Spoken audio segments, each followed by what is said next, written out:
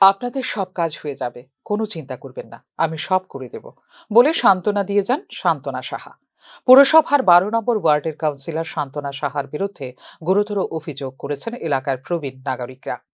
এমনকি গত প্রায় 4 বছরে এলাকার কোনো ড্রেন সংস্কার, রাস্তাঘাট নির্মাণ কিছুই করেননি বলেও অভিযোগ করেন তারা।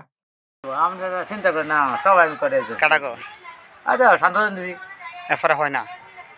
তাই তো সান্ত্বনা দিই আমরা মনের মধ্যে সান্ত্বনা দেওয়া যাচ্ছে না, আমি সান্ত্বনা কত বছর ধরে? তারও আচ্ছা 4 বছরে গেছে হতো। আর কত ইলেকশন। বর্ষাকালে এলাকায় চলাফেরা করা খুবই কষ্টসাধ্য হয়ে পড়ে। ওয়ার্ড অফিসে অভিযোগ করলে কেউ কর্ণপাত করেন না বলে জানান তারা। উনি তো এলাকার লোক নন, যদি এলাকার লোক হতেন তবে হয়তো সকলের দুঃখ বুঝতেন।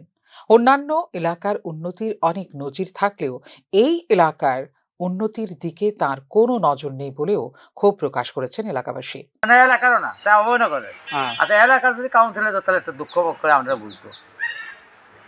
এটা তো আগের এলাকার আসলো। উনি তো কইছিল মানে এখানে আওয়ার জিতার পর রাস্তাগুলো সবকিছু করে দিব। না তাই সব কথা আগের এলাকা আসলো গীতা দত্ত, হ্যাঁ আলাদা এলাকা আছে বিশ্বজিৎ আর হের এলাকা ছিল কেন মানে আইন এদিকে আইয়ে তাইটা মিষ্টি মুখ হাসি মুখ বাস আসছে, সান্ত্বনার সাথে দিতে বাস আসছে, সান্ত্বনা সাহা সান্ত্বনা দিতে যায়।